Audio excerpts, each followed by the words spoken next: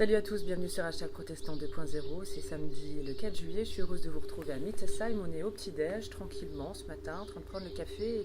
Ouvrons la Bible au livre du Siracide, un livre qu'on ne trouve pas toujours dans nos Bibles protestantes, mais dans les éditions œcuméniques. Dans ce livre du Siracide, qui est marqué par la sagesse, par des proverbes, écrits par un certain Jésus, fils de Sirac, en hébreu Ben Sira, un homme de Jérusalem qui a vécu au début du IIe siècle, eh bien, nous sommes invités ce matin à une réflexion sur la vie, sur la sagesse qui nous vient du monde juif. Et voici au chapitre 28 ce qu'il nous est proposé. Le pardon plutôt que la rancune.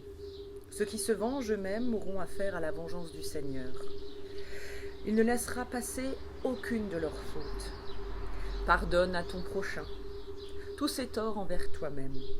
Alors, quand tu prieras, le Seigneur effacera tes propres fautes.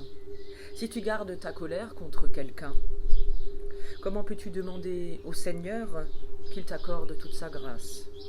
Comment peux-tu prier qu'il pardonne tes fautes? Si tu es sans pitié pour un homme, ton semblable, si tu gardes rancune, toi simple mortel, qui voudra annuler tes propres fautes? Pense à ta faim et renonce à la haine. Pense à ta mort, reste fidèle aux commandements de Dieu. Garde-les en mémoire et ne tiens pas rancune à ton prochain. Rappelle-toi les exigences, celles de l'alliance du Dieu très haut. Ne pense plus au mal qu'on t'a fait par mégarde. Voilà, encore une fois, il est question de pardon dans la Bible. Et à travers ce livre du Siracide, on est invité, encore une fois, à se poser la question comment accueillir le pardon de Dieu en nous-mêmes. Ça n'est pas facile durant notre vie. Pourtant, ce pardon de Dieu est sans condition, il est sans limite et il est lié à la manière dont nous voulons, nous osons, nous avons envie de pardonner aux autres, à nos semblables. Comment peut-on demander ou accueillir ce pardon qui vient de Dieu pour soi-même quand de notre côté, on refuse de pardonner dans la vie parce que c'est trop dur? C'est une attitude très difficile à avoir et souvent les forces nous manquent pour cela. Alors on peut demander de l'aide à Dieu et dans la prière aussi nous confier à lui. Ce matin, je vous invite à la prière avec cet ouvrage de Charles Singer, À cause de ton nom, et cette prière qui nous invite à croire. Croire, c'est une marche à la trace. Sa voix un jour nous a interpellés. Nous avons répondu « Oui, je viens ». Depuis ce jour, nous marchons avec cette unique question au cœur. Mais où es-tu? Qui es-tu? Fais-nous entendre ta voix et montre-nous ton visage. Il nous faut savoir, sinon comment, connaître que tu nous aimes. Il est un Dieu à chercher, il demeure invisible.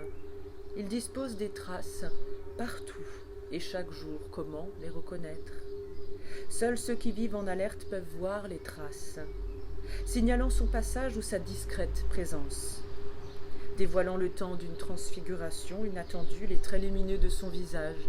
Les traces sont là, elles sont multiples, mais à peine visibles, à peine audibles, à peine perceptibles, mais ces traces existent. Elles sont cachées dans les événements, dans le déroulement de notre temps, dans les jours de fête et les jours de tristesse, et aussi dans la prière et les célébrations, et dans l'habituelle et répétitive existence banale. Ces traces sont là. Les chercher est un long et patient chemin. Croire, n'est-ce pas aller de trace en trace? Amen. En vous souhaitant un très bon week-end sous le soleil de Dieu et dans sa paix, on se retrouve demain matin pour la prière du petit-déj, tranquillement.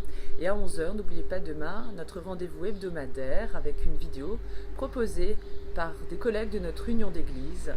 Rendez-vous demain avec de la joie dans le cœur. Salut à tous.